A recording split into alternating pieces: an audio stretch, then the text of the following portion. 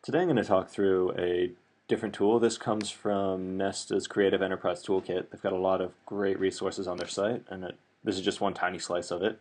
And I'm going to abuse it a little bit by trying to force customer development into their framework and lean startup. And the hope here is that just seeing lean laid out in a different way might give you some new thoughts about it or a little bit of additional clarity on places you were confused. So this is divided into two pieces. Backstage is the stuff that you do internally with your company, and on stage is stuff that you do in front of customers. So interacting with customers or in ways that can be seen. And it's basically got three stages. So the engagement stage roughly matches customer discovery. So this is kind of your planning and finding the first few. Development, this second level, roughly matches customer validation, or just validation if we're talking, because at this point we're starting to get into the product as well a little bit. And then delivery is customer creation. And kind of the big milestones that you want here. So here is articulating your hypotheses. So just figuring out what you believe. If you need to do any initial research or soul searching, this is the stage. And then documenting your hypotheses.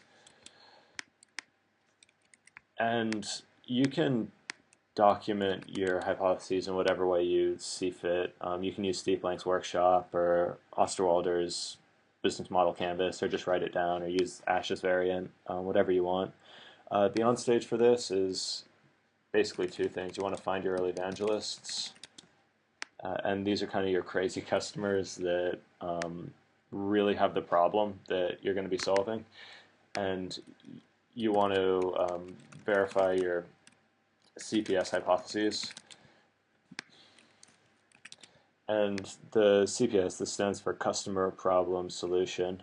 So it's making sure that you're talking to the right people, and some subset of those people are hopefully going to be your early evangelists, and that they have the problem. So customer problem solution, and the thing you're thinking about building roughly solves their problem.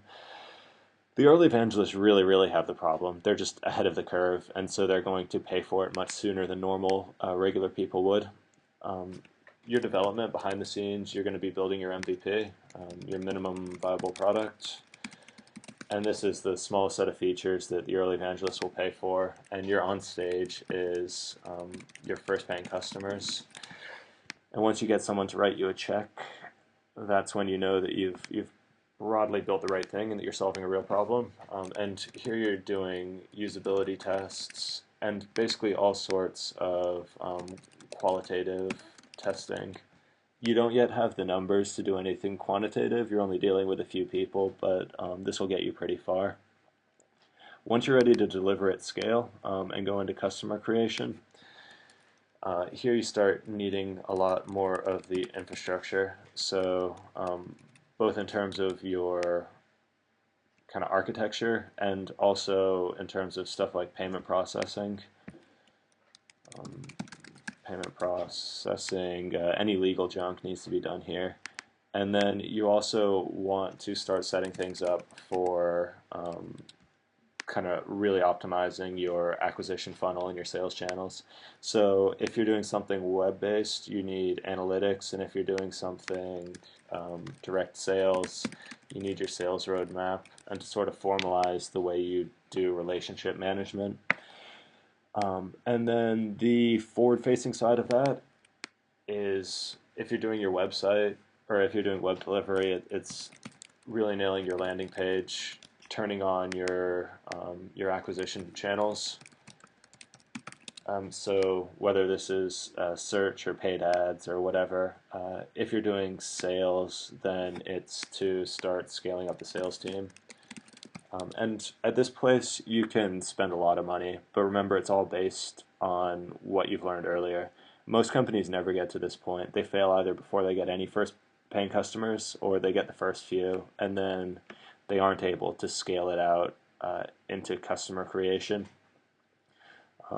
So you'll notice like a lot of people recommend you start doing the heavy analytics and infrastructure earlier, but I don't really think it's that useful to rush it. I prefer to focus on the more qualitative stuff early, and then progress once you're confident.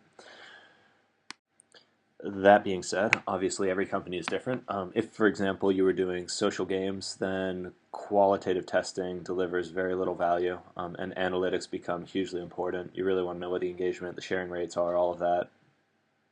And so then you'd want to move the analytics earlier up in this process and make that probably a part of the MVP.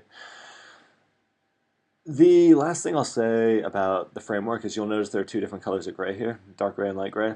The dark gray is stuff that you cannot make money from through figuring out what you believe, talking to the initial set of people, and then building the smallest possible product. All of that's going to come out of pocket, and it's a strict expense. As soon as you get this MVP built, ideally you begin making money, not at scale, and probably not enough to cover your costs. You're probably doing custom sales, so there's a lot of your time involved in it, and you couldn't really scale that, but you do have money coming in here.